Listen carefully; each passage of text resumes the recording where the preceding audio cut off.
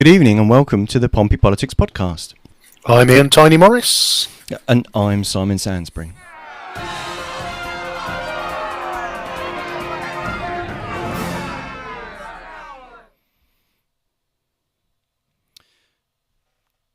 Good evening and welcome to our Central Southsea hustings. Good evening, Simon. And amazing to be here on a Thursday night. It makes such a change, but just 2 weeks to go now, and the hustings frenzy is in full swing. I think, is this number 6 or number 5? This is number 5, isn't it? I've lost count now. Oh, shouldn't I? But we're going to go with number 5. go with 5. But after this, we've got that's a good sale there. So after today, we've got Eastleigh and Craneswater on Sunday. It's also at 6:27, and then the following Sunday we've got Hilsey at 6:27, and we're busily trying to organise a Milton hustings at the moment. We're just trying to line up the very busy calendars of respective candidates. So so that's in the offing if we can get that to work. Indeed, and this evening, Central Southsea, and I guess, Central Southsea by its very nature. Quick overview: the ward is probably one of the smallest wards of the city. Lots of terrace houses and all those kind of known names like Goldsmith Avenue, Albert Road, Winter Road, sort of on its borders. So it is there, right in the very heart of city. Most of the ward has kind of lots of terrace housings, not so much parking, and I think, as always, parking might come up as one of our topics later today. But the perfect ward really for walking and cycling and active travellers. You can get to the town centre and the seafront with minimal strolling or cycling. Politically, it is a hotbed of contestation. I'm not sure that's a word, but we'll go with it. In the last 5 elections, it's narrowly 3-2 to Labour over the Lib Dems, but we know that this one is going to be pretty hotly contested. And luckily, rather generously, we've got the Lib Dem and the Labour councillors joining us this evening. Welcome, Suzy and Josh. Hello. Hello. Thank you for joining us. We were intending to also have Lee Tindal from Portsmouth Independence Party joining us, but unfortunately he's unwell and is worse than wear for some medication, so probably not that fair to put him into a hustings situation. So get well soon, Lee, but unfortunately Lee couldn't join us.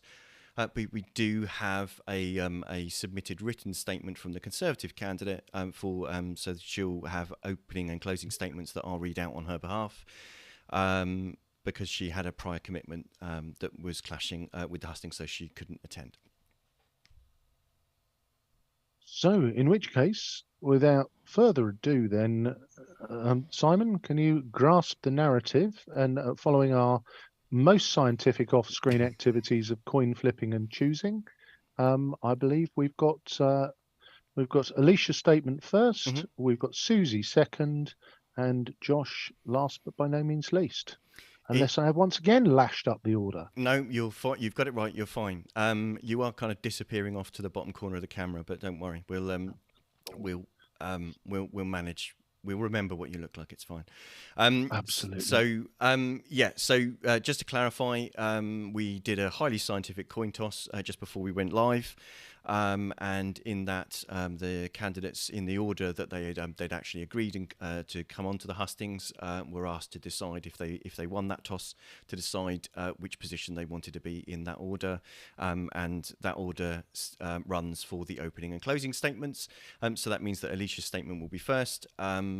But our questions will alternate between the two candidates that are joining us, so that they each have an option to answer a question first, and answer obviously a question second. But after both have had a response, there's an option for each of them to use a short rebuttal to respond to something that the other candidate has said. So hopefully that will make sense. And it's quite plain sailing. So shall I get myself ready to read out Alicia's speech for us?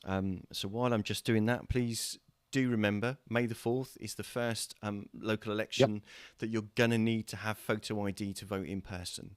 So if you're not sure that you've got photo ID, or indeed that your photo ID looks like you, then you can get a free voter authority certificate. I applied for one on a Saturday and got mine back on a Thursday, so they come through pretty snappy, and it's free to apply for online. But the closing date for applying for free photo ID, the voter authority certificate, is 5 p.m. on the 25th of April. So please do bear that in mind. And you can find more details about what forms of photo ID are usable by scanning the QR code in the top left-hand corner of the screen. That'll take you to our website, where there's links to the Electoral Commission, so you can find out more details there. But yes, so I'm just going to get the timer sorted, and I'm kind of ready to go to read out Alicia's speech. So this is her opening speech.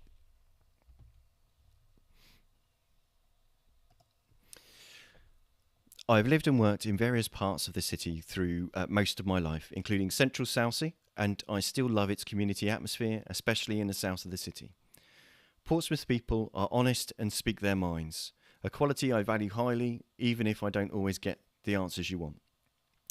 I believe representatives of the people should not pretend they know everything, but should be prepared to really communicate, listen, and to respond appropriately to residents who put them in the job.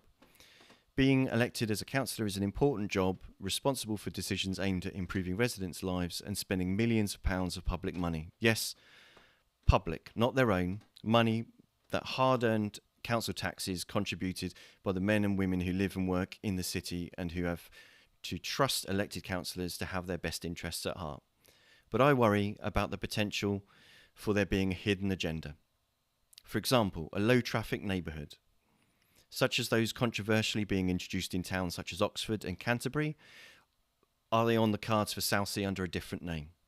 Current plans for a one-way system in roads east of Fawcett Road may have looked pretty on paper on the civic offices, or more likely on a council officer's home study, but they are they really practical, and have the needs of all road users and residents been considered?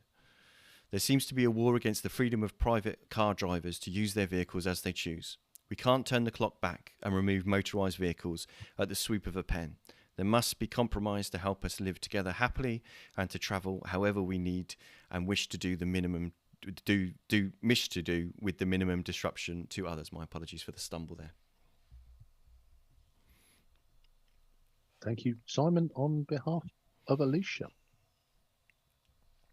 Okay, so next up is Suzy.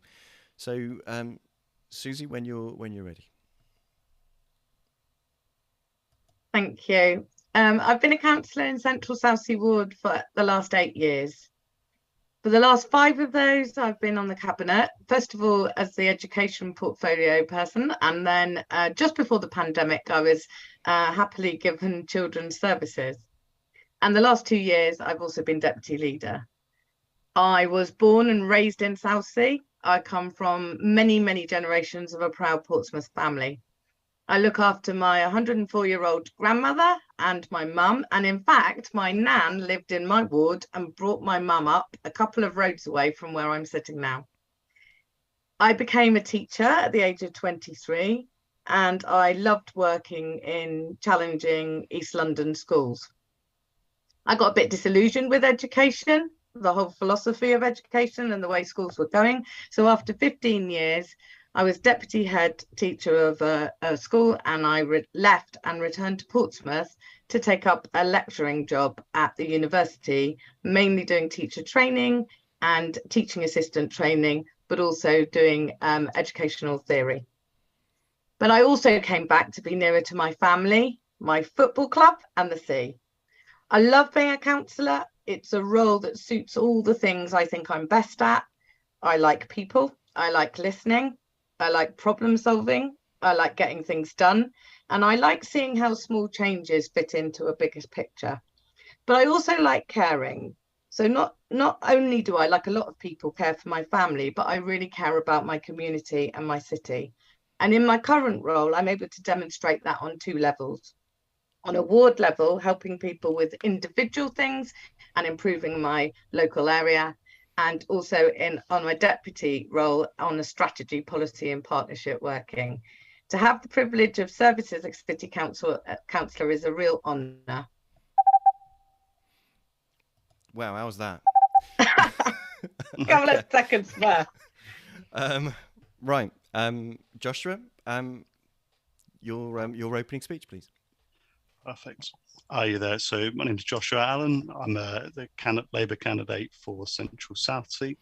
I'm just a kind of little bit about me. So I've spent my entire career in criminal justice. So I graduated from university in criminal justice, and I've worked in it for a considerable amount of time. I moved to Portsmouth about five, 6 years ago now, just for work, and ended up staying because I'll be honest, I absolutely love it. So there's so much to do, so much to see, so many people to see, and I just absolutely love it. So when I moved down, I kind of got a little bit involved in politics. So I've always been a member of the Labour Party, but I got a little bit more involved with Stephen Morgan, and then with the local councils. And as I've kind of learned, there's more you can do on a local basis than there is on a national basis. So I got way more involved and started to see the things that we could possibly do together, like what we could aim for, what we could achieve. So I think the three things that we want to do is make it cleaner, make it greener, and make it safer. That means ensuring that graffiti is taken down. That means wilding projects similar to what Charlotte has been working on. And then I'm looking to work with services such as social services or youth offending to try and encourage those safer areas around Portsmouth. And I think I have the knowledge of how to do so, and I can work really hard to do so as well. I've been working all year to try and achieve what I can, including some small projects. And I've been working with my council ward councillors and Stephen Morgan to try and improve some of those areas. So I'm hoping for a vote in May. Okay. Brilliant. Thank you both. Fantastic. Two fabulous opening addresses there, and we'll now take you into some questions. You've touched on a couple of the issues in those opening addresses, but our first question is, while you're out pounding the pavements and knocking doors, what are the people of Central Southsea are telling you the most important issues for this ward? And can I ask that first to Joshua, please? Yeah, sure. So that varies depending on the different areas. So I think across the areas, it's been around road safety. I was only walking to work about a couple of weeks ago, about 2-3 weeks ago, and a gentleman got knocked off of his bike, unfortunately. It just kind of shows you the road safety issues that are around. So, and that's why we've kind of been working towards the active pumping neighbourhoods. We've been supporting that where we can, but you've got to have that under consultation with residents in the ward. So if you just apply it without consultation, people don't really understand what's going on. You get some bad policy. So for example, in the north of the ward on Orchard Road, we were approached by businesses that were really raising concerns. So we talked to those residents around some of the concerns that they had, especially around businesses, and we've raised that with the council for us to feed back. Yeah, I think that's in that part of the area. And then you've got other places. So in the east of the area, there's more antisocial behaviour problems along those lines, which is something that we've raised with local police, and unfortunately traffic as well. So parking on yellow lines and that type of thing, where people are trying to get out, especially say on Brompton Road. So those are other things. And then we've also been facing a lack of greenery, roughly. So Charlotte Gerarda in particular has been working with Wilder Portsmouth to try and increase the amount of greening in the area. I've been there as well, so we planted some trees. I'm going to have a new tree as well, so we've been working with Wilder. So they've got those, I think they're called environmental corridors to allow bugs and stuff to come down. So there's quite a different variation depending on where you are in the ward. Thank you, Joshua. So Suzy, what is it you're hearing on the doorstep as the big issues in Central Southsea? I would say by far the most common thing that comes up is around clean streets, cleaner, safer, greener. We're on the same page here. It's the most densely populated ward outside London, and the issues around that show. So we have a lot of things around bins, recycling, forecourt problems, and also the challenges around bins on the streets in flat fronted houses. So we've done quite a lot of work like that, set up a project with the university around education for when the students arrive in September. We've set up a situation where they have ambassadors, so we go round with them talking to students who might have come from all over the country and have different recycling areas. The other thing that comes up still is parking. Of course, it wouldn't be Portsmouth if it wasn't a parking story. The history of parking in Central Southsea is very interesting, because there was a democratically elected or voted for parking zones which were taken away by the Conservatives, and actually I led a campaign to try and get people to have the chance to say whether they wanted them back or not. They're the least worst sort of solution in my view. We have 1.6 cars registered to every house in the city, so that's a challenge. We have issues around houses of multiple occupancy, but that's coming up later, and also around very, very minimal green space in the area. We have a few pocket parks. We have a little green in Devonshire, but we have to be creative in our way of adding greenery for health and just aesthetic reasons. And again, I have worked also with a lot of community groups around the greening agenda. Achieved a lot, but a lot more to do. Brilliant. Thank you, Suzy. Do either of you want to use the additional 30 seconds to come back on anything the other candidate has said? I just want to add a little bit more about the active pumping neighbourhoods, because I managed to get the money secured in the council for that, and that was by pulling together different issues, but actually the key to it was constant cycled consultation. So no scheme was come up without consultation. When the consultation happened, a proposed scheme has happened where there's been extensive consultation, including with the shops, and then there will be another opportunity for consultation as and when the final design goes in. Thank you, Suzy.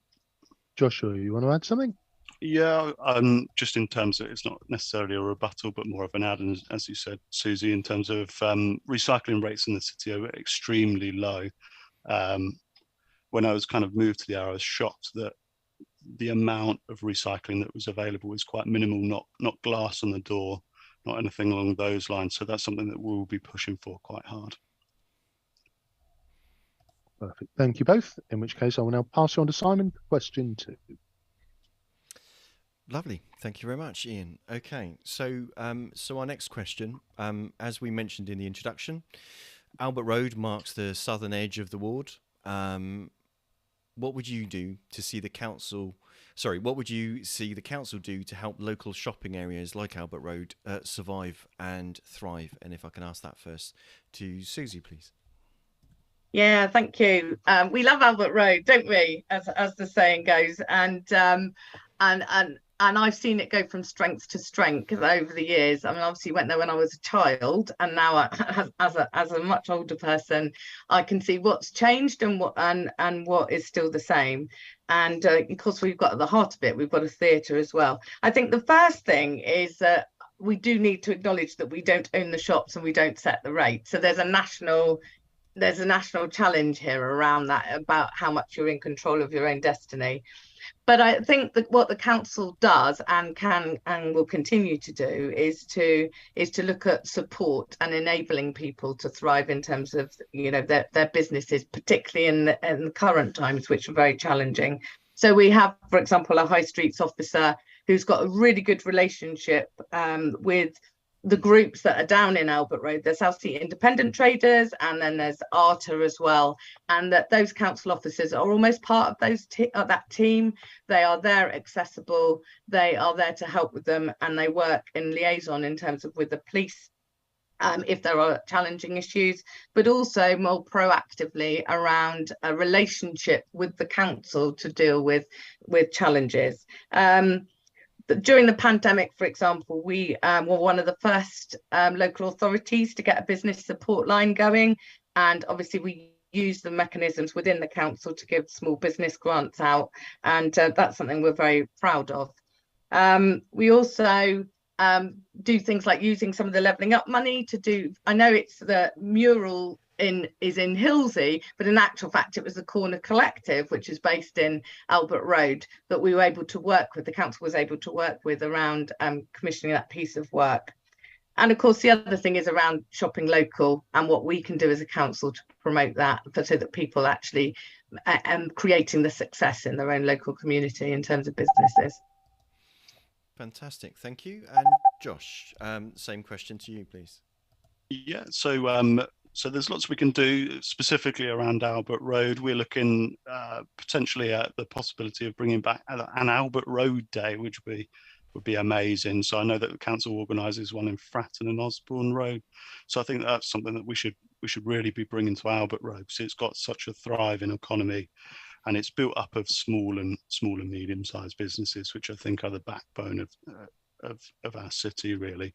The amount of independent shops. So that's something that Morgan's been working with, and we're looking to support him on, and that's the Support Local campaign. So the majority of money that kind of goes to those smaller companies it's not going abroad to somewhere, it's going literally to somebody in the city's pocket, and then they can then spend that within the local economy as well. So I think that's definitely something that we can work with. In particular as well, I'd like to see more murals. So as you may or may not have seen, so on the corner on the bottom of Fawcett Road, there's some graffiti on the side that they'd really been struggling with. And I spoke to My Dog Size, if you know the artist, to try and put a nice mural on the side, and I'd love to see more of those, especially with that has more, like additional ones that have like Portsmouth based things. So I'd love to see those. So if we're talking about the birthplace of Charles Dickens, we can look at some of those things and really advertising what the city has to offer. But in addition to that, we also have Fawcett Road within the ward. So I think that's something that we need to support there as well, those small businesses. But these businesses, of course, are more susceptible to economic downturn. So we need to offer them the support that they need to survive, basically. I hope that's okay. No, it's great. Thank you very much. You're both doing very well when it comes to running to time so far. So, putting other candidates to shame, so shall we say? We're not going to name them, though, are we, Ian? No, absolutely not. We are. So, anybody want to use their 30-second rebuttal to come back on either of those responses at all? Okay. In which case, I'll take you into question 3. So, as well as shops, Albert Road has its fair share, and in fact, the whole ward has its fair share of pubs, eateries, and my personal favourite, the Wedgewood Rooms, the Kings Theatre.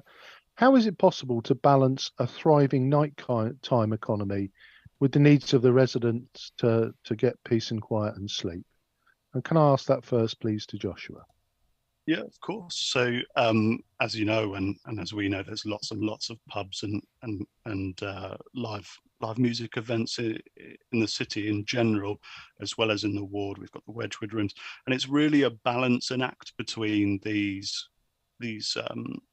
properties and the general residents of the city, because if one has one over the other, then it's not that balance, and then one will lose out. So if we lose Albert Road, we don't want to lose Albert Road at all, and we don't want local residents to feel like they're unfortunately being put down there. So it's about ensuring that balance. So one of the things that we often do, so one of the residents, and I won't name the street or the place, but one of the residents raised a pub had been leaving, been putting some stuff on the side, and unfortunately the lady was disabled, was unable to pass it. So these companies have licensing around alcohol and live music. So it's about talking to them so that they understand what residents need, and then residents talking to residents about what the businesses need as well. So it's really about that balancing element to it. We'd love to encourage more of them. So I've recently been down to a recording studio on Southsea, in Southsea, and they've said that there's lots of local artists that would love support. So I think we can offer that. We can offer that support, and the council should do some things around supporting residents to kind of have better access to it, if that makes sense. The one last thing I would say, sorry, as well, is that with like music festivals as well. So we've seen from around the UK that sometimes they offer balloting systems. So we'd love to encourage kind of festivals in the city to offer free tickets to some residents as well. So we'll keep trying to encourage them so that they have access and they understand what's there to offer, really. Thank you, Joshua. Suzy, the nighttime economy, how do we balance that up with the need for sleep? So it's an interesting conundrum, that one, in the area, and I suppose to some extent it depends what you mean by the nighttime economy, because food, theatre, music, all those things going along on Albert Road, and we really value them, and of course the music venues as well. We actually have a really good, again, the council has a good relationship with the nighttime economy down there, and actually in most areas of the city. And I suppose really at the end of the day, it's around the effectiveness of licensing, and actually having that proactive relationship there with licensing, and licensing working around the management of these organisations, and licensing having a sort of cognizance and sense of what else is around. And I remember I was heavily involved with a campaign that was trying to stop the relocation of a lap dancing club into next door to the Wedgewood Rooms and the old Conservative club, interestingly, and it wasn't so much that I didn't want it to go there, and it wasn't so much on any moral grounds or anything. It was around the fit with the area, and also it was particularly around the timings. And although it got through on planning, it actually didn't get through on licensing. And the reason it was the business case really was stacked up about having long-term drinking, and part of the narrative around that was about, it wasn't about whether it should be in Albert Road or not. It was about the disconnect between the other timings of other places around there. So I think that kind of interconnected understanding of it is really important. And also the other thing, again, come back to relationships, the Wedgewood Rooms has invested massively in soundproofing. So that's something, again, that we can work with businesses to do everything we can to make them succeed in whatever their outcomes are. Perfect. Thank you, Suzy. Either of you have anything to add? Then I shall hand you to Simon. Okay, lovely. Thank you very much. So our next question is talking about housing. So how can the need for affordable housing be met while restricting the proliferation? I'll say that again. The proliferation. I haven't been drinking, honestly, of HMOs. And if I can put that first to Suzy, please. Okay, I need to challenge a little bit on the question, Simon, because the proliferation of HMOs may have happened a while ago. I'm not too sure whether that's currently the case, because as anyone who has any knowledge of Central Southsea will know that under the ability of people to have buy to let, that there was a very rapid and rampant expansion of or change from C3's family homes to C4's HMOs a while back. And there was an Article 4 directive that was brought in by the Lib Dems to actually what is euphemistically known as the 10% rule, which actually was really, really good at stopping that proliferation. However, I think what you might be also alluding to is possibly the change of HMOs to super HMOs, which is a big challenge in the area. And we have it, and it's a challenge for the council, because we're in a situation where we are in some ways powerless. If it doesn't break our space standards, we're powerless to convince the regional planning inspectors that actually just one more room or just two more rooms doesn't make a material planning difference. Anyway, I'll quit on that one there. I could talk about it for hours and have been at many planning committee meetings talking about it. But also on about affordable housing, I do think it's worth mentioning that we are a council that buys back council houses. We bought over 400 back. We've got an amazing project with Horatio and Leamington, which was, of course, they were taken down because of the cladding issues. And we've got a very good story when it comes to actually social housing. But we do need high quality shared accommodation in the city without it being an anti-HMO thing. Okay, notwithstanding the premise of the question being challenged, Josh, would you like to answer that one? Yeah, sure. So, well, as is a very densely populated ward, as we're all aware, and it's about those levels. It's not about challenging HMOs. It's about how frequent they are on, say, a road. So we'll always try and push for separation of those, but as Suzy has said, it is difficult. However, we can keep pushing for those where we possibly can. And I suppose the other thing is the need of genuinely affordable and credible housing, so not poor housing. And unfortunately, from what I've seen around the Tipner development that's now on hold, it's cost a lot of money in planning. And then from my knowledge as well, around the bid towards the St James's position, that was about £1, according to lots of sources. So I think we actually need to look at a more general understanding of housing, how we can develop it, how we can support developers to build sustainable housing, and holding them to account where we possibly can. Yeah, so I will be continually working with residents that do raise issues and raising it with ward colleagues that are in the licensing and planning committees as well. Okay, thank you. Either of you need to use your 30-second rebuttal there? I was just curious about how you would separate out the HMOs when they've already got planning permission for them, because that's a challenge, is where they were, you know, the horse had already bolted. And what would you do about those roads when you said you'd separate them out? Well, it's more around the concentration of them on a road, and we would do as best as we can. We've got lots of people internally that would be able to support us. You said that you'd put forward some a motion towards council, but my understanding is that hasn't done anything. So we would continue working with our internal party around it. Okay, thank you both. Ian. So inflation's above 10%, fuel costs are rising, and all parties in this year's voted for a 4.99% rise in council tax. So with the cost of living crisis biting, what more should councils be doing to support residents? And can I ask that first, please, to Josh?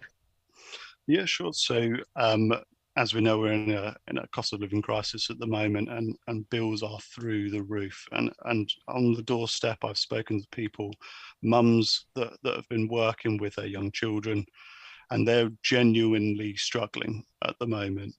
And that's why we in the Labour Party put forward a cost of living fund to go towards residents to support them where we possibly can. And in addition to that, so internally within the party, I put forward what's known as the warm spaces motion, which was passed on to our councillors, and we passed that.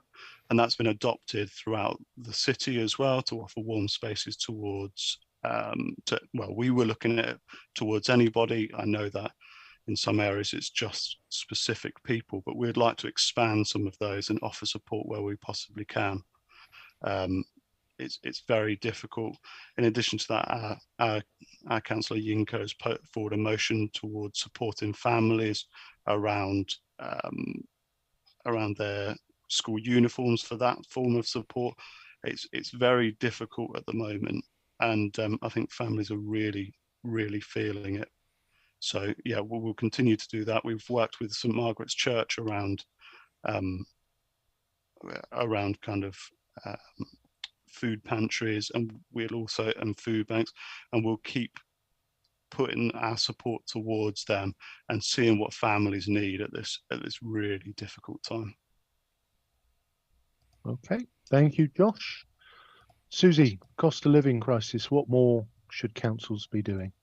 Yeah, this is an interesting one, because in my deputy leader role, I was leading around some of the responses to this. I just think before answering this question, I do want to say that this is austerity plus the pandemic, now in a cost of living crisis, and actually the impact of Brexit as well, have left the needs of the people in the city to what was a poor city anyway, in a really, really difficult circumstances. And I'm frequently talking about the unequal experience of the pandemic. And what it did was to divide, I think, the haves and the have-not even more. So we're already an already deprived city, and we are now in a situation where we're having to support people and make really difficult and challenging decisions. But the council has actually allocated and spent over £3.7 million in the last year, and we have to make decisions about how that goes. And as the cost of living crisis first started, we actually have some decisions that we wanted to make, for example, around free school meals. We had announced our free school meals before Marcus Rashford intervened, although I have to say he was far more effective than any politician. But we also extended that to early years, sixth forms. We did food vouchers. We've got a really, really good holiday and activity programme, which the DFE are really interested in. We have excellent partnership working, say, with the Hive. So we do support around school uniforms. We've done extensive comms to try and help people to be able to help themselves, as well as all sorts of discretionary grants and energy saving measures.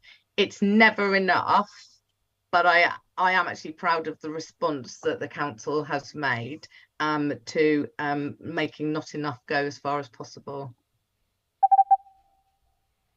Thank you. So, either of you want to use your additional 30 seconds? Yeah, I do have something to say with regards to that. I think Suzy mentioned the government's impact of austerity, and unfortunately it was her party that worked with the Conservatives since in 2010, and we haven't seen a pay rise since 2010.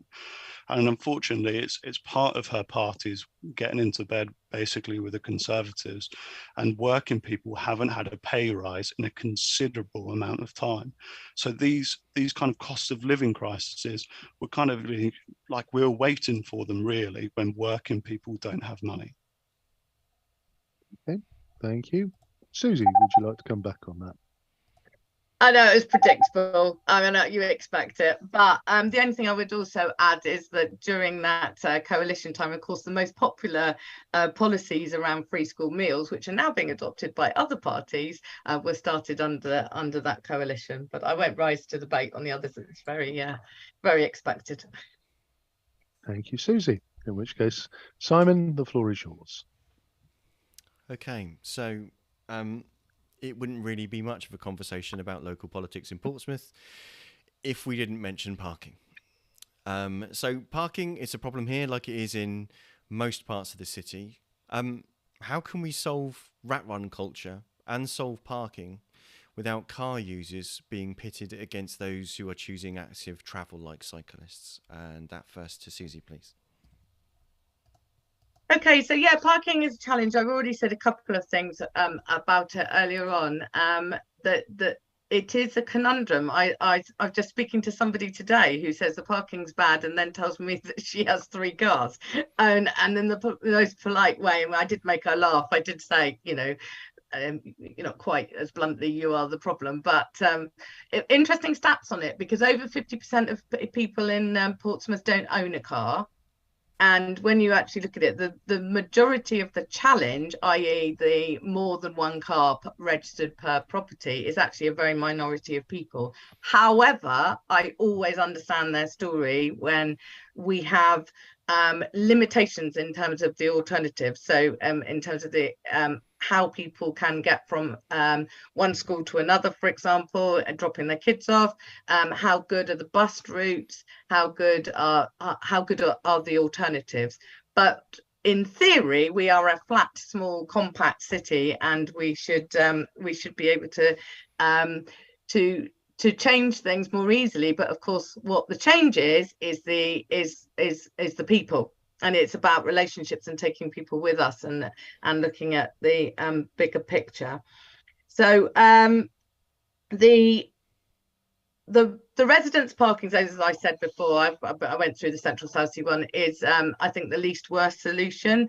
We know absolutely that in bringing it in, we reduced cars within the zone because we have a student population. And I've worked with the university around, for example, the bus that they pay for to help with that, but also to try and help impose their policies around not owning cars in the city. I think I'll leave it there. Okay, thank you very much. Josh?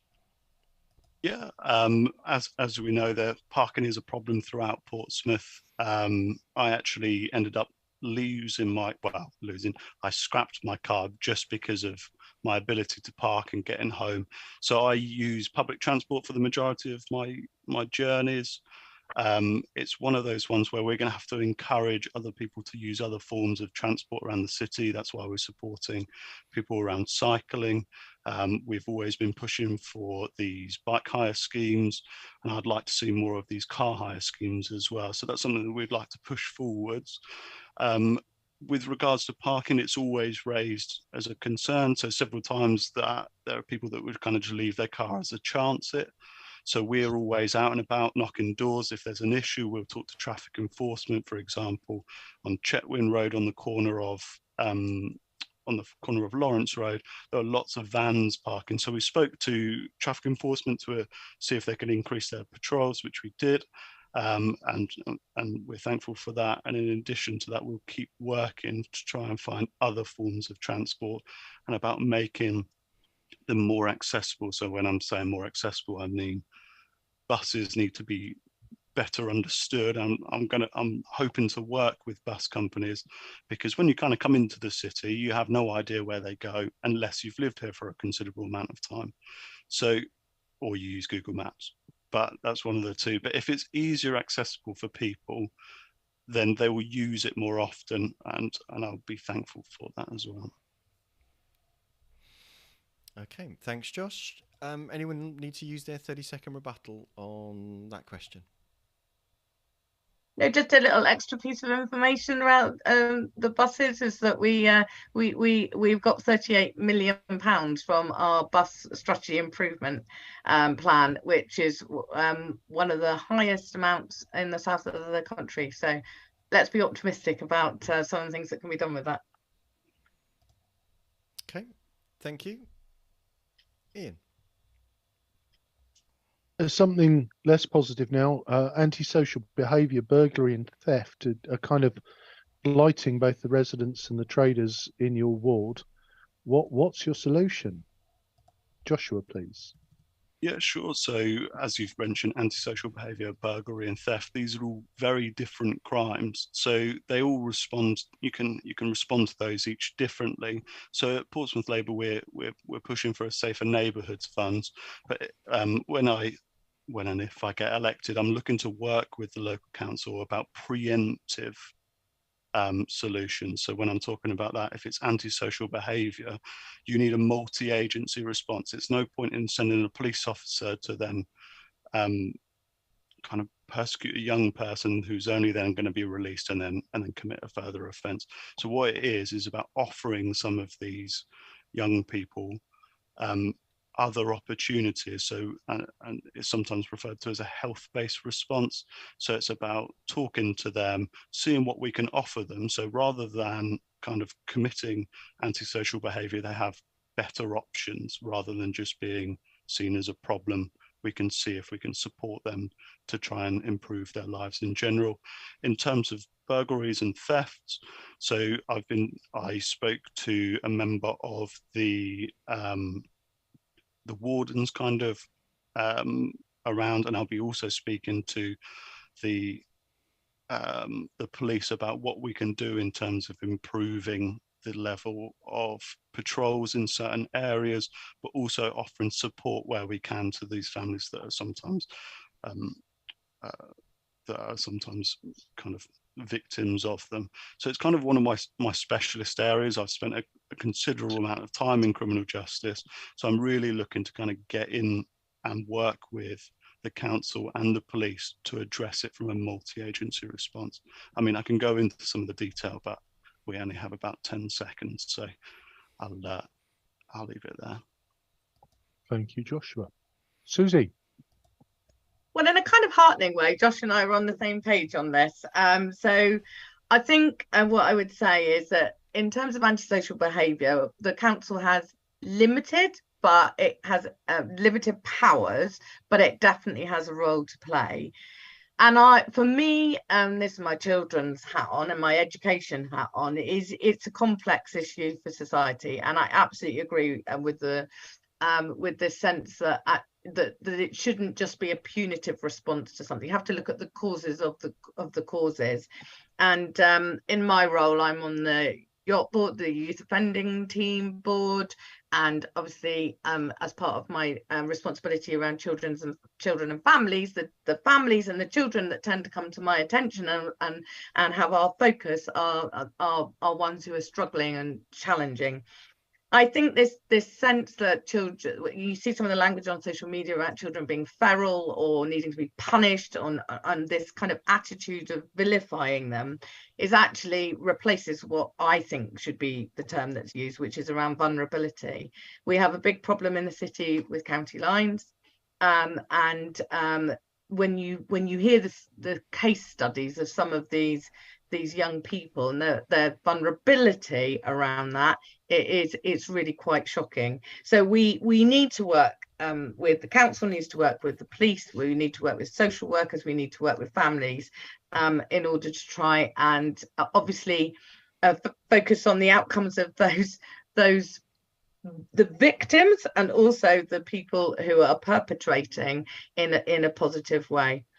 Just in my last 15 seconds, we mustn't forget that we've lost so many police. It's 1,000 less police officers, and also reduction in PCSOs as well. So whilst there are warm noises about this, we still have an issue on that area. Thank you both. Either of you want to add anything? Yeah, I will add something. So Suzy said it was previously predictable, but unfortunately her party was again part of austerity, and we have very few police officers on the street. But I do agree with her, but there is things that the council can do. So for example, there's places in Southampton that what's known as a missing exploited child team, and they can work to, because these young children a lot of the time is that they'll go to different areas. That's what county lines are, and they will often be missing without realizing. So I want to work with those. I know we have lots of the services available, and it's just about bringing them together a lot of the time. Suzy, anything to add? Just an additional point that we work with different local authorities across the region and area, and we have very extensive service in that area, but still more to do. Thank you both. Still more to do indeed, yes. Thank you both. Simon. Okay, so the almost certain outcome of this election is going to lead to no overall control. No one, it would appear mathematically, is likely to be in a situation to secure a majority to run the council outright. How would you ensure you get the best deal for the ward's residents in that scenario? And that first to Suzy, please. Yeah, it's interesting. Portsmouth politics is very interesting because there's a reputation that around the volatility of it and the no overall control, and yet we've had an incredibly stable and long leadership over the last 20 years. So it is very interesting. If you look at the amount of, for example, council leaders in Southampton, I think there's 5 in the time that we've had Gerald and Donna here. So for me, it is looking at the impact of that. So the words say there's no overall control, and there's a sense that means that there's a turbulence and chaos or whatever. And in actual fact, there's a lot of stability here. So coming back specifically to the question, what would I do for my ward's residents? Well, actually, I'll carry on doing what I've been doing for 8 years, because for the first part of when I was elected, we were in opposition. The Tories were in control, and I managed to get some really significant things done in the ward in opposition, including the traffic calming, for example, on Francis Avenue, and worked with residents and to get that in. That's just one example there.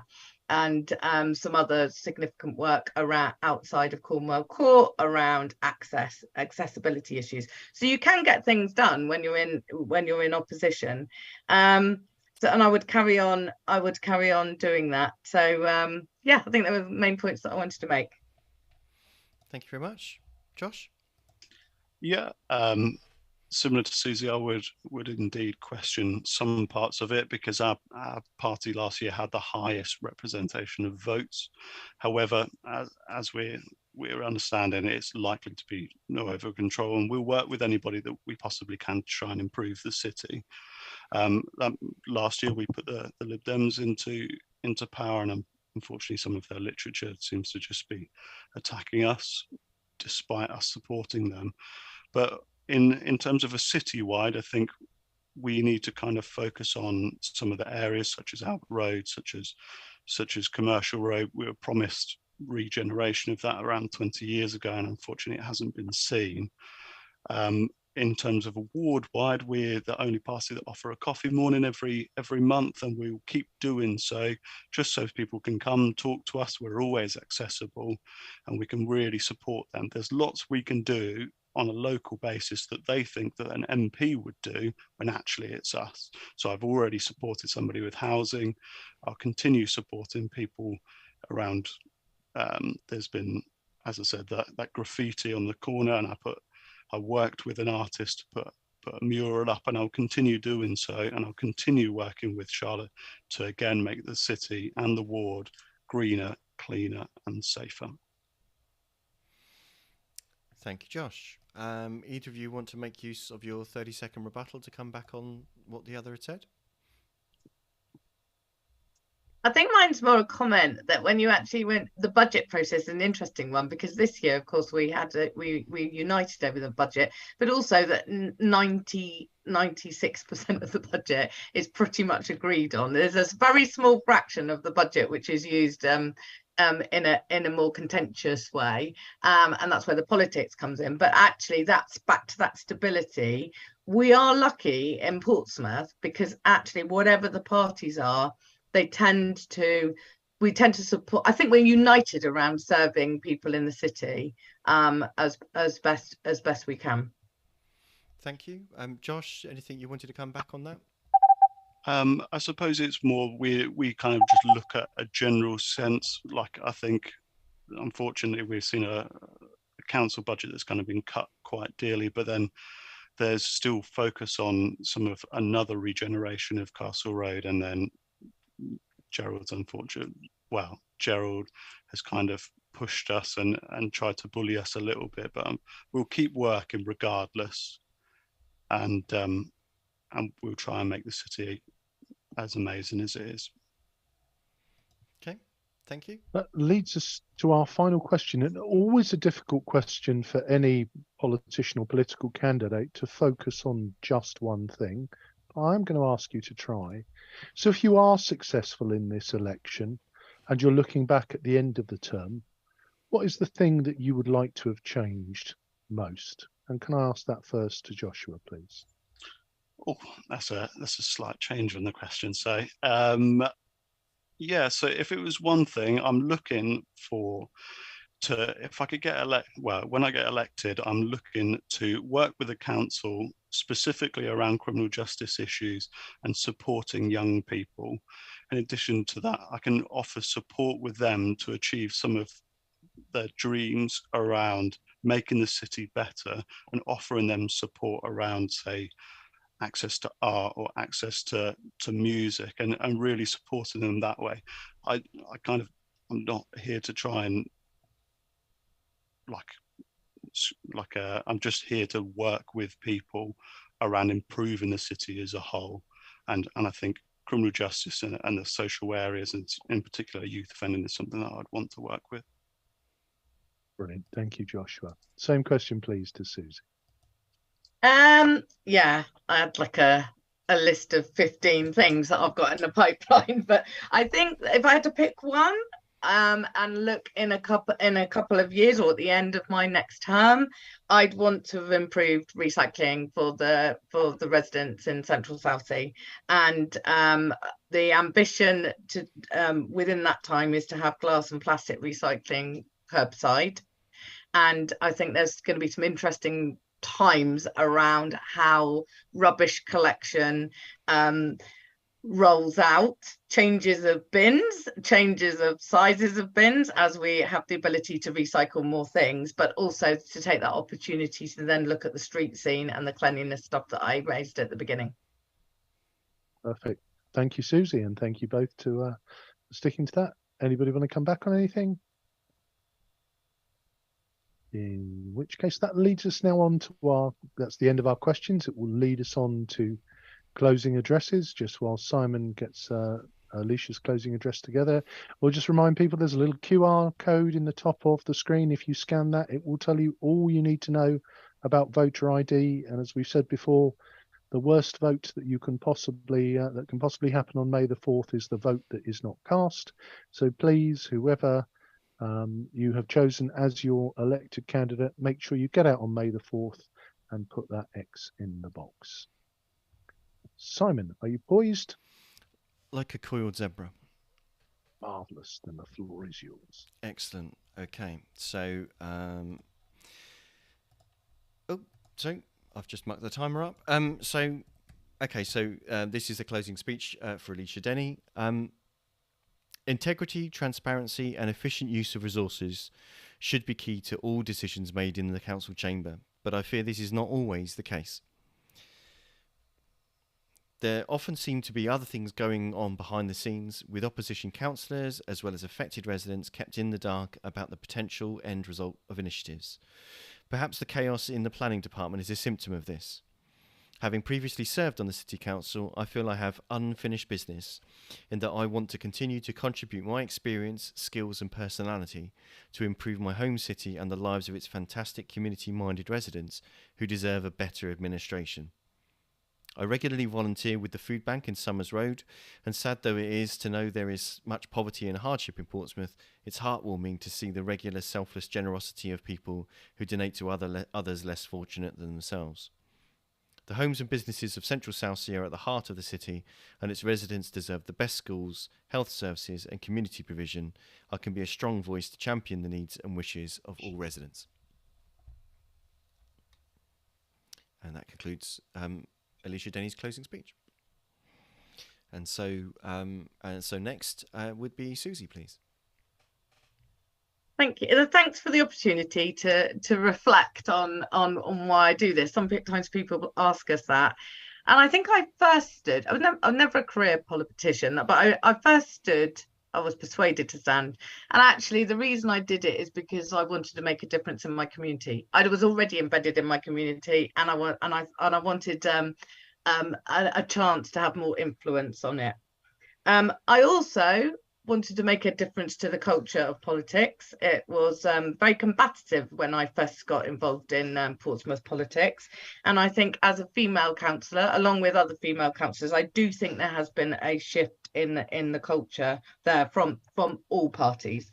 I also, as a role model my belief in education, I wanted to be a positive role model to other young women out there. I have learnt so much lots of armchair specialists out there, but when you actually get into the role, it is so complex, but also a great honour to be able to influence your own city. Thank you. Josh? Yeah, so as you know, and as I've explained, so my name's Josh Allen, so I'm the Labour candidate for Central Southsea. I'm a resident in Southsea, looking to get elected so I can work with lots of different people about improving our city. I think it's been crying out for some investment for a considerable amount of time, and I'll continue working with Stephen Morgan, and I'll continue working with my ward colleagues to try and make the city greener, cleaner, and safer. And I want better access to public services, and I'll work hard all year round to try and improve the city, whether it's murals, green spaces, or the safety of its citizens. I will work hard. Okay, thank you, Josh. So thank you to Suzy and Josh for taking the time to be with us this evening, and thank you to Alicia for sending in a statement. So again, this is our next hustings will be on Sunday evening at 18:27. Good luck to you both for the rest of your campaign. 2 weeks to go, so you're getting there. Just 14 more days or 13 days of hard graft, and then a really late night. So thank you to both, and you've been listening to the Pompey Politics Podcast. I've been Ian Tiny Morris. And our guests have been Suzy Horton from the Liberal Democrats and Joshua Allen from the Labour Party. I've been Simon Sainsbury. Please join us for our next episode at 6:27 on Sunday. Don't forget, scan the QR code in the top left-hand corner if you need any more information about voter ID. The links are on our website. And do hit the like, follow, subscribe buttons wherever you absorb our content. And thank you very much to our candidates for taking part this evening. Thank you.